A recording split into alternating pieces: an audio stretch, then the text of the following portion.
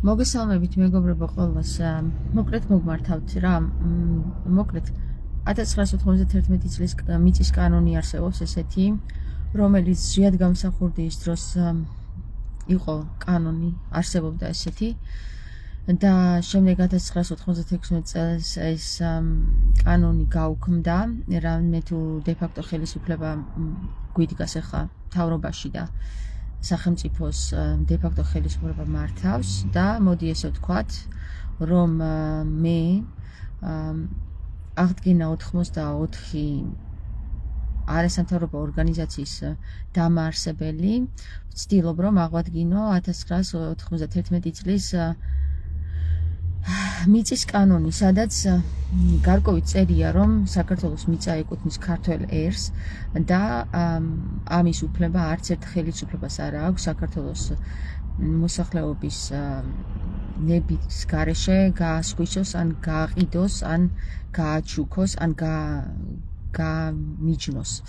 აქედან გამომდინარე, მე რადგან იურისტი არ ვარ პროფესიით, ვეძებ საქართველოს კეთილდღეობით ახსილ პირს, იურისტს, რომელიც ამ საკითხში დამიდგება მხარში და გთხოვთ დამიკავშირდით, გთხოვთ გადაუზიაროთ იმ პირებს, რომელიც თქვენ ახლა დარწმუნებული ვარ, რომ გეცოდინებათ იურისტებით გაივსო საქართველო და არაერთი იურისტი ყავს, ნიჭიერი იურისტი საქართველოში და დამაკავშირეთ ამ ხალხს. ან თუ ჩემი მსმენელი იურისტთა საზოგადოებას წარმოადგენს, დამიკავშირდით პირადში, მოვილაპარაკოთ და ვნახოთ რა გამოგვივა. მოკლედ ერთი სიტყვით, ეს არის ჩემი განცხადება იმასთან დაკავშირებით, რომ მოკლედ კიდე გავიმეორებ, 1991 წლის მიწის კანონის აღდგენას ვცდილობ და მინდა რომ მხოლოდ სიტყვიერად კი არა, კანონით აღვადგინოთ ეს კანონი. სავარაუდოდ დაგჭირდება ძალიან ბევრი, ეს შემდეგი ეტაპებია, მაგრამ პირველი ეტაპი არის ის, რომ მე საჭიროება იურისტი, რომელიც მხარში დამიდგება ამ საკითხში. კარგით?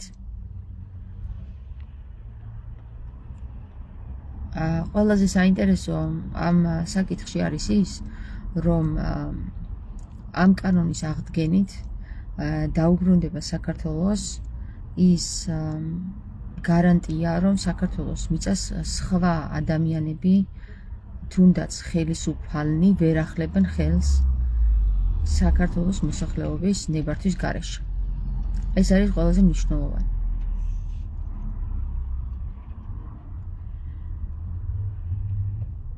თქვენ რას ვფიქრობთ? კითხვები თუ გაქვთ, დაგელოდებით თუ არა და გავალ, რამე თუ არ გაგრძელდეს ეს ლაივი.